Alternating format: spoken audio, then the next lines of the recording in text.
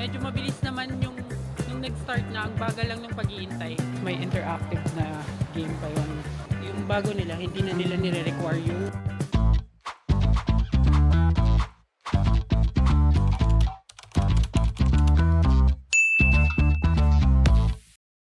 Hi amazing people and welcome back to my YouTube channel. So this vlog is for our airport process mula dito sa Kaohsiung, sa Sky One Hotel papunta sa airport ng Kaohsiung International Airport hanggang sa buong airport process hanggang sa makarating tayo ng Pilipinas. So informative to guys, especially kung gusto nyo malaman kung paano nga ba ang proseso mula sa Kaohsiung pabalik ng Pinas, including yung tax refund, immigration at lahat ng process. So isa-share ko yun sa inyo in this video. So tara guys, samahan nyo kami. Okay guys, so ang binuko na, instead na magte-train kami sa Formosa Boulevard, which is mahabang lakaran, nag-book na lang ako ng Uber XL kasi tignan nyo guys, marami kaming dala na maleta. So hindi to kasya sa 4-seater lang, kaya yung animan yung binuko. And speaking of which, nandyan na yung driver. So pupunta na tayo. Guys, our Uber is here. Yan, 6-seater to eh. So tara na guys, magkamada na tayo. Uy, automatic door oh. Okay. Ayan guys.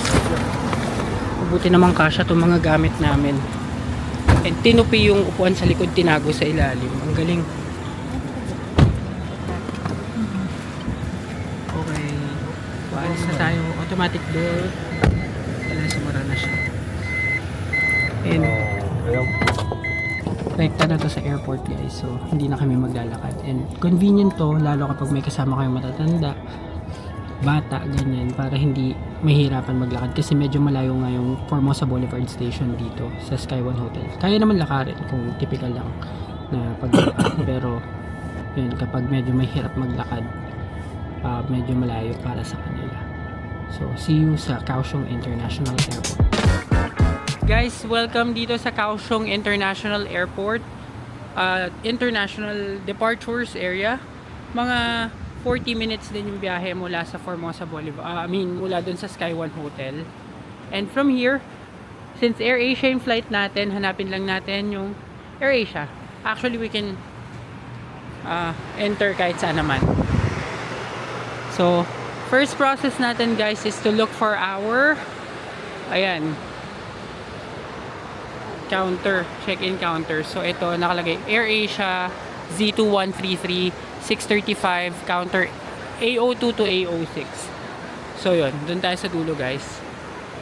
And first time ko ditong lilipad sa Kaohsiung ng Manila. Ayan. Vlog ko lang guys para meron kayong idea. Ayan. Medyo mas maliit siya of course compared sa Taoyuan, pero all the same maganda pa rin naman. So dito yung bay assignment natin for AirAsia, letter A. Tiger Air pa lang yun nandito, baka nandun sa kabila yung AirAsia. AirAsia, AirAsia, ayan, gate 24 tayo. So kaso wala pa guys, so ayan, since wala pa, meron dito nakalagay Pinoy Express. Pinoy Express. Wala pa. Pwede tayong ano muna guys. Mag-check tayo ng process ng tax refund. Eto guys, sundan muna natin yung VAT refund service. Since hindi pa open yung check-in counter natin. And habang nandito na kayo, or habang wala pa yung check-in counter guys, mag-fill out na kayo ng e-travel. e-travel.gov.ph. Yun, kailangan ulit yun hanggang makabalik ng Pinas. Pero tayo, yun lang, wala ng Taiwan departure card. So dito mismo sa tapat ng letter A guys, nandito yung tax refund. Ayan. So meron silang counter tax refund. Pwede nyo siyang gawin dito or pwedeng magpa-assist. So gagawin na lang natin siya dito mamaya. Yan guys, scan lang yung passport and then scan yung QR code ng mga papel. Ayan, in-assist na ako.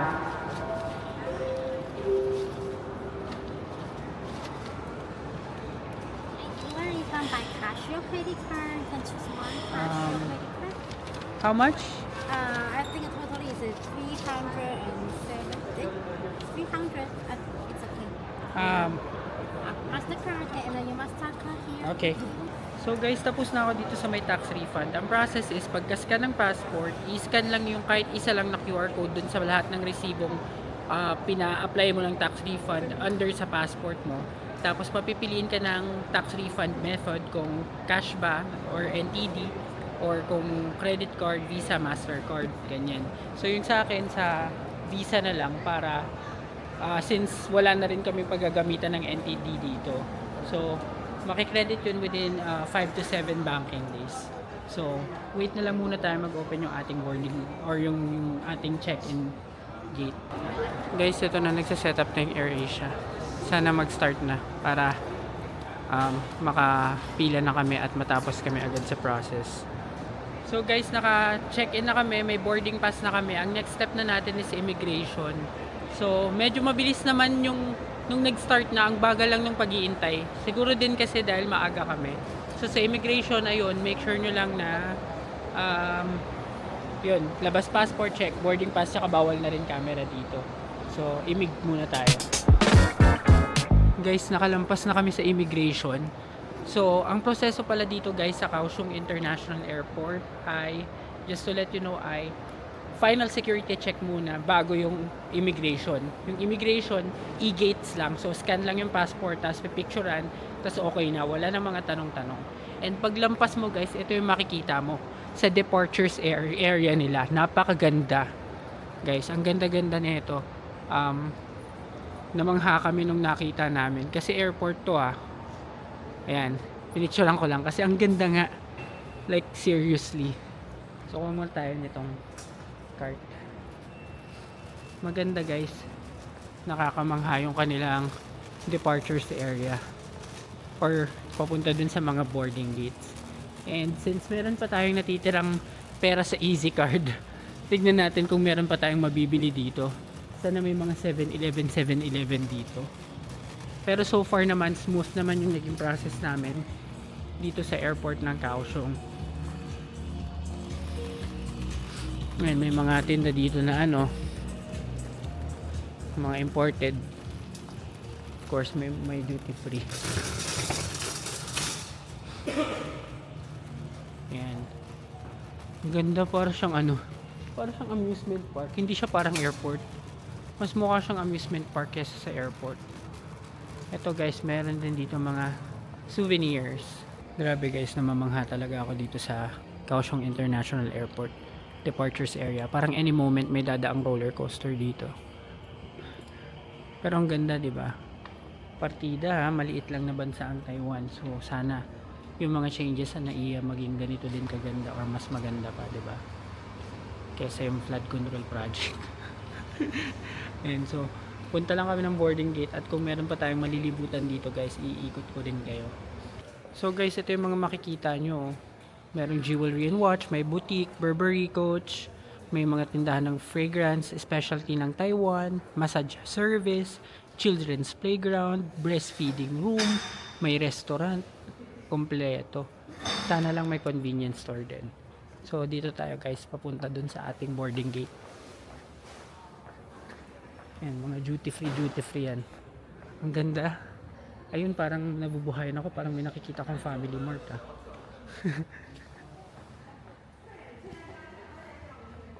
Di ba? Ang ganda at saka ang bango dito. Mabango dito sa kanilang airport, guys.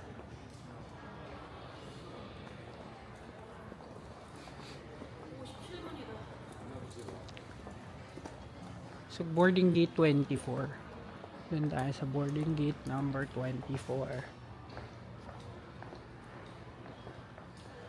Yan, may restaurant din. Nakalagay doon kanina may restaurant Ayan, may Coach din dito guys. So, tsaka Burberry. Guys, ito yung restaurant. Ang pangalan niya is Homey Kitchen. Ito, kala ko Family Mart. Itong nasa kabila. Duty free pala. So, walang Family Mart dito guys. So, mukhang gutom mga abutin natin tonight guys. Di bale, saglit lang naman yung biyahe. Tapos ito guys, meron dito ang parang aquarium-like na area. Ayan o, parang aquarium. Ang ganda, para siyang hindi playground, para talaga siyang amusement park guys. Ayan o. Ito. Kaohsiung. Ang ganda talaga niya. Tignan natin kung anong theme ng ating boarding gate guys. So itong sa atin medyo jungle. Yan. Landscape lounge. Yung tawag dito. So airport pa rin to guys. Yan. So dito na tayo mag-iintay ng ating boarding gate. Ayan guys, so habang nag-aantay tayo ng boarding, nag-check out sa paligid. Wala kasi convenience store pala dito. So walang 7-Eleven dito or Family Mart. So if ever na kailangan yung bumili or gagastusin nyo yung mga natirang pera sa Easy Card nyo, gawin nyo na dun sa Family Mart, dun sa may pagpasok pa lang ng departures area. Kailangan hindi na kayo lalampas ng immigration kasi bawal na kayo bumalik. So wala tayong choice. Buti na lang meron kaming kahit pa paano mga nakonting pagkain. So saglit lang din naman yung biyahe kaya hintay na lang din natin. So guys, hindi pa rin ako sumusuko. Hahanap tayo ng makakain at mabibilihan ng pagkain. And kung wala man, pwede naman siguro na dito sa mga vendo machine para magamit natin yung laman ng Easy Card. 15 NTD lang naman yung isa sa mga ganyan, mga drink. Ayan, so makakabili tayo. 15 yung pinakamura. In all fairness dito sa sa Kaohsiung International Airport guys, ang amazing niya lang talaga kasi may theme. Bawat boarding gate iba yung theme niya. Gaya nito, 'di ba? Iba yan dun sa tema ng boarding gate natin. Iba din dito sa nasa kabilang gilid. Tapos meron silang pag-game Sound Jump Dragon. Say ha loudly into the microphone area to start the game. Ha! Ayan, try natin. Smile at the camera to receive a passcard. Ang haba naman. May pa-instructions. Tignan natin kung gagana. Ha!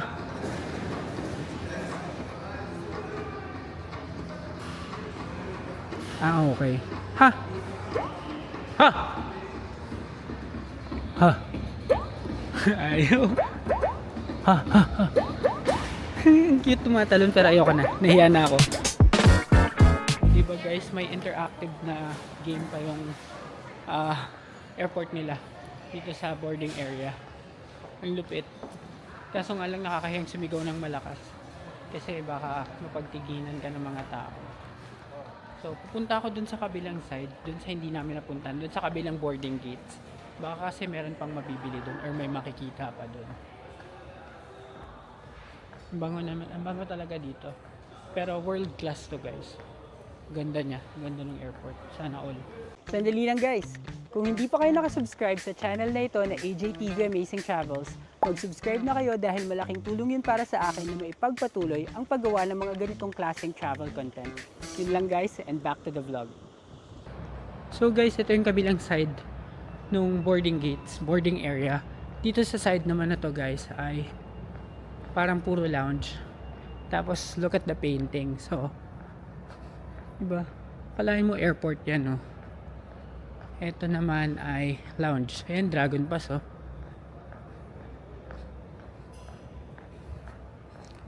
Tapos ito, restaurant. Homey kitchen. Kaso sarado. Parang itong area to wala masyadong tao.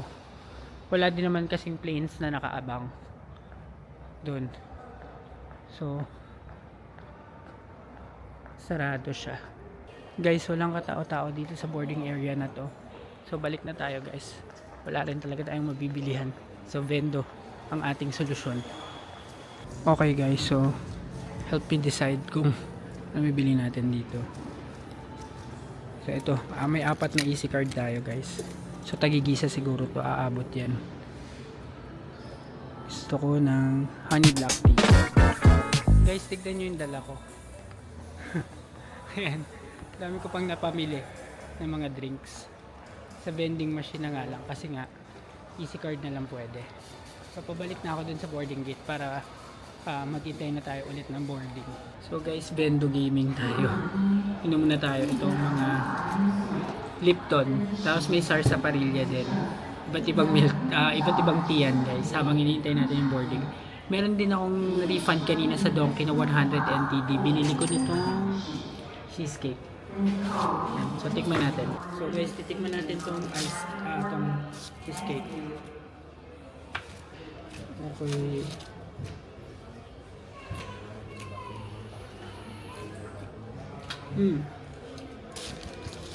Masarap naman. Medyo ano lang yung texture niya, medyo dry.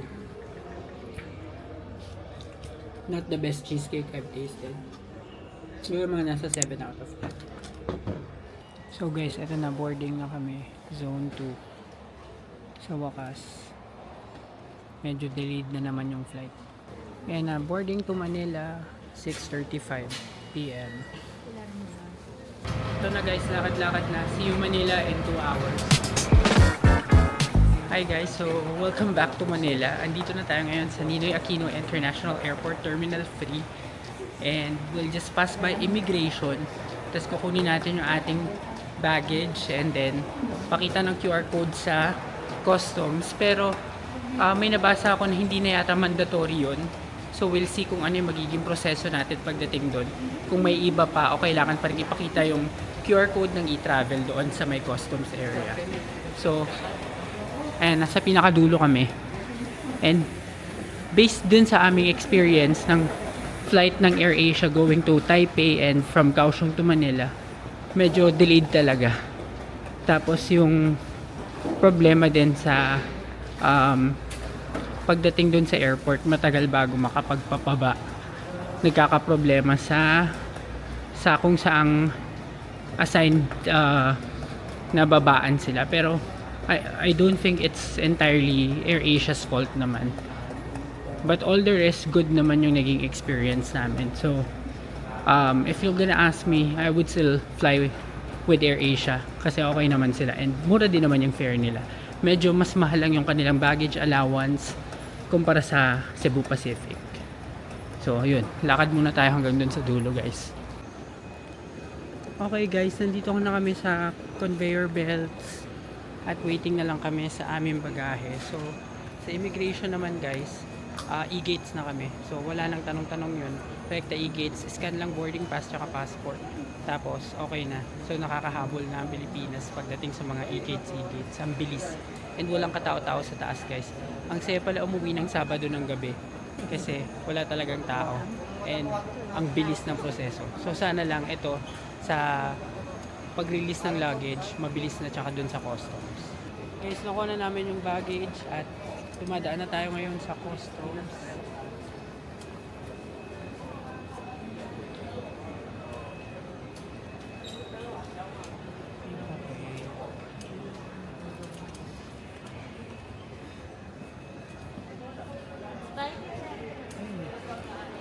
So guys, nakalampas na tayo sa customs.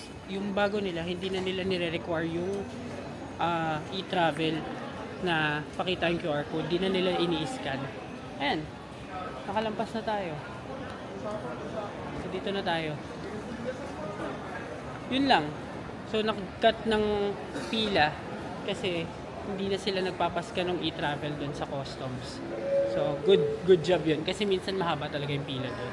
Okay guys, so palabas na kami at maghihintay na lang kami ng aming sundo and this ends our Taiwan series guys dito sa AJTV Amazing Travels. At kung nagustuhan ninyo ang vlog at ang buong series nito, please give me a like, comment, share, and subscribe to my channel. And do not forget to hit the notification bell para updated kayo sa aking future vlogs. And as always, maraming salamat sa panonood ng aking mga vlogs. Abangan ang next travel at destination natin dito sa AJTV Amazing Travels. Yun lang guys, maraming salamat. Bye!